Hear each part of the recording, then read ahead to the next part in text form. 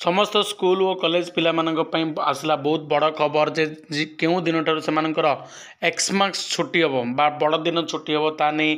सरकार तरफ घोषणा करागला ता विषय जाना कि पूर्व समस्त पिला अनुरोध जो मैंने प्रथम थर पर आम चैनल को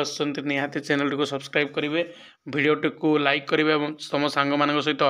निहाती सेयार करेंगे जद्वारा कि समस्त जानीपर तुम एक्समार्क्स छुट्टी केबुटू होगापी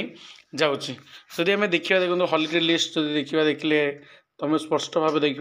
23/12/2025 टू 31/12/2025